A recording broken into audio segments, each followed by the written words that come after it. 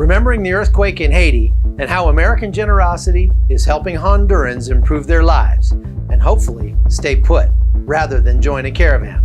All that coming up today on The Hot Zone. This is The Hot Zone.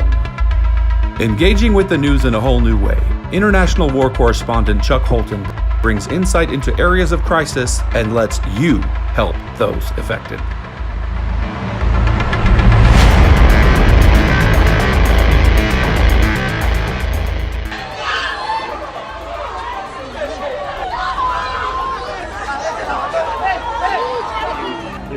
The human drama which is occurring here on every single street is extraordinary. No matter what street you go down in this area, there is someone trying to be rescued. There are flattened buildings with small groups of neighbors and family literally digging through the rubble, digging through concrete with their hands, with their fingers. Occasionally you see a shovel or a pickaxe or a chisel. It is slow, laborious work. It is a somber sight here, and people are just kind of milling around. They don't have anywhere to go. Their homes are destroyed. Some of them have just been sleeping out on the streets. Over the last hour that I've been driving, I've seen probably 20 to 25 bodies on the streets, and just on the main avenues in downtown Port-au-Prince. One of the things I love most about my job as a war correspondent is getting to be a witness to history. But sometimes the events that shape history are so terrible that they're hard to even watch, much less put into words. Well, 9 years ago today, I was steaming across the Caribbean on a U.S. Navy ship embedded with a Marine expeditionary unit that was rushing toward the island nation of Haiti to bring desperately needed supplies after this massive 7.0 earthquake struck, and that was January 12th, 2010. 300,000 people died, and another 2.3 million lost their homes. The water and power infrastructure, which was bad before the quake, was totally destroyed. In some parts of Port-au-Prince and nearby Léogâne, more than 90% of the buildings collapsed, and thousands were still alive, trapped in that rubble. Now, I was returning from a trip to Malta when I found out about the quake, and I never even went home. I just bounced through the United States, hopped a flight to Jacksonville, Florida, and then boarded the USS Bataan, which left that evening on a 2-day run to the island of Hispaniola. Less than 48 hours. That's how quickly the 22nd Marine Expeditionary Unit loaded up a convoy of ships and set sail for Haiti. It was a mammoth undertaking, one that normally takes more than twice as long. Marines and sailors worked round the clock to load the supplies and equipment desperately needed in Haiti after last week's devastating earthquake. Even after the ship got underway, helicopters continued to ferry men and materiel to the ship. The several thousand sailors and Marines that just got underway on the USS Bataan are now sailing south toward Haiti. They only returned from a 7-month deployment 5 weeks ago, and they never planned to be back on the ship so soon. We just got back December 8th, and I had just got off of leave, and I believe it was 2 days later, they said we were going to Haiti. It's kind of hard to complain because the people down there need our help. These huge CH-53 helicopters will be vital in distributing food, water, and supplies, as many roads in Port-au-Prince are still impassable. We're going to bring in supplies for the humanitarian assistance for the people down there, water, food, any type of gear that they need to sustain themselves. We'll fly Marines in, and they'll go in there and they'll actually help with pulling the people out of the rubble. Meanwhile, the ship's medical staff is preparing to treat the injured. If they're immediate surgical need to go down right away, they're going to go right down on the elevator. This group behind me is made up of all Creole-speaking Marines who have been gleaned from various units around the military. They're being brought on this deployment to act as interpreters for the various units that will be going out and performing humanitarian aid missions. Making their mission even more difficult, just about every one of these Marines has family in Port-au-Prince, and some of them haven't heard from them yet.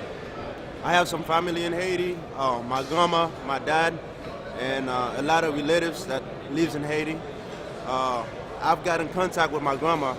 I'm trying to get in touch with my dad. I'm hoping that he's okay. The Marines aren't positive what their mission will be once we arrive in Haiti, but they're preparing now to be sure that they'll be ready for anything. Chuck Holton, CBN News, on the USS Bataan headed for Haiti. The 2 weeks I spent in Haiti after the earthquake were some of the most horrific days of my life. I've been around lots of death and destruction in this job, but the Haiti quake was just a whole different level. Most of the violence I see people subjected to is in the context of the wars in Iraq and Afghanistan. And there it's mostly military-aged males who decided to fight for whatever reason. So seeing people hurt or killed in that context, your mind can kind of justify it, even though it's still terrible. But in Haiti, the violence was just so meaningless and random, and the scale of it was just so mind-boggling. Thousands of bodies just piled up down the middle of the street because there just wasn't anywhere else to put them. Women and little babies and old people. It was truly apocalyptic. I just don't know how else to describe it.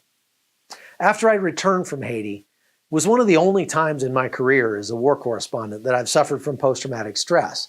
I went to talk to a friend who's a Christian counselor, and he explained that it was just a normal reaction to such shock, and that one way to recover was to tell the story to as many people as would listen. And you know what? He was right.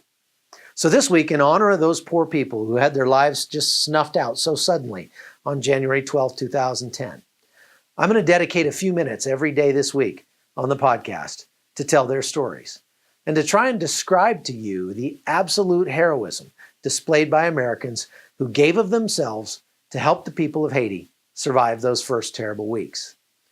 One of the things that makes the United States such a great country is that we're the most generous people group on the planet. And that's visible not only in the individuals who make up America, but in the way we put our military to use. It's been said that the American flag never flew over any country but in blessing. We don't fight for colonial conquest. We fight to make the world a better place, because making the world better makes it safer, and making it safer makes us safer. Well, one way America protects its national interests is by strengthening our ties with other countries. Here's an example from Honduras not long ago.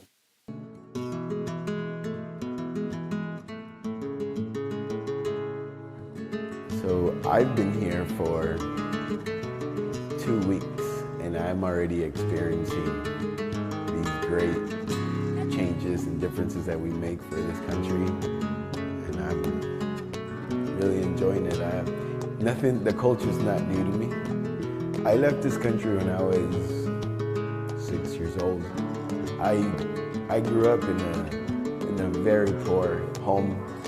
Water would come to our house once a week. I used to go out selling frozen Kool-Aid bags so that we'd have money at home. So from that change to who I am now, makes me want to work even harder to help and make a difference into other people's lives. Being able to refamiliarize myself with my culture, it is an extreme blessing.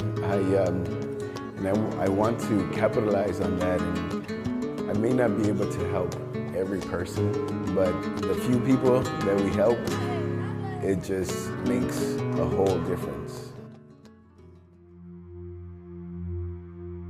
During the training that we do, the main purpose is for the service members to be ready to react in case that we are called to respond to a real-life medical event, earthquake, hurricane, flooding, whatever there might be an emergency. When you go do humanitarian aid, sometimes people think as though we're going to go and we're going to teach everybody and we're going to be able to do everything right, but you end up learning on how people operate.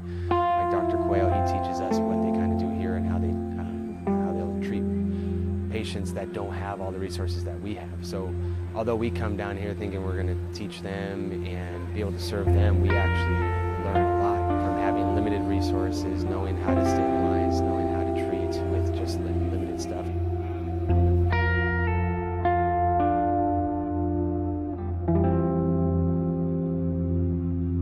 Whenever the comfort is in the area, we try to have a medical event on the same vicinity.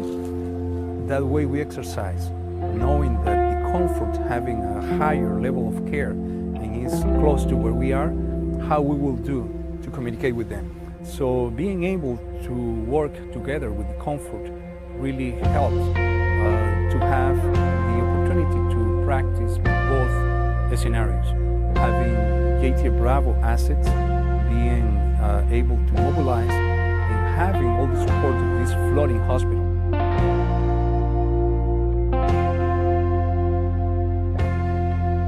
I've seen all these major branches here, and I feel important being part of this.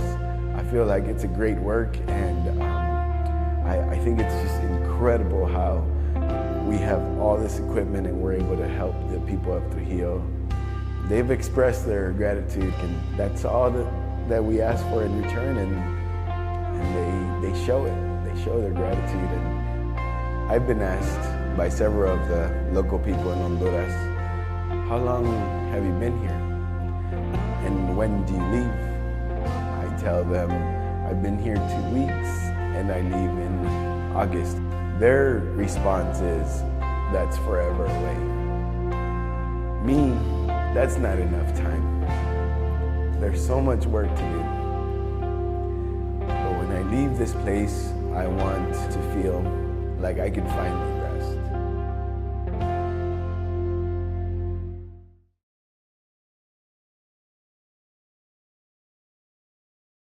You know, making life a little more bearable for poor people in Honduras will ultimately save America money, as fewer Hondurans will decide to make the dangerous trek to the United States. Now, as I report on wars and disasters around the globe, I often come across the USNS Comfort or the USNS Mercy, the two hospital ships the Navy has. The Comfort was there in the aftermath of the Haiti earthquake, and it spent 7 weeks performing over 800 surgeries on injured Haitians. The ship I was on, the Baton, also treated hundreds more. The men and women who serve aboard the U.S. hospital ships are ambassadors, not just for America, but for the idea behind America, that foundational principle that all men are made in the image of our Creator, and so are deserving of dignity and respect. That's why our culture is founded on the principle of the Golden Rule: do unto others as you'd have them do unto you. Believe it or not, there really aren't a lot of countries that operate that way around the globe. But we operate that way, and it's what makes America great. That's one of the reasons I started this podcast, to give you a chance to be an ambassador for those principles, to love people who need it the most, no matter how far they are from you. Joining me in helping those less fortunate truly does make the world a better place. You can be part of this by going to patreon.com/hotzone and subscribing to support the podcast. You can even become a virtual foster parent. Check that out. It's a really cool way to spread some love. So thanks for listening. I hope you have a great week. I'm Chuck Holton, and I'll see you right back here tomorrow on The Hot Zone. The Hot Zone is produced by Amy Holton and Livefire Media. Copyright 2019.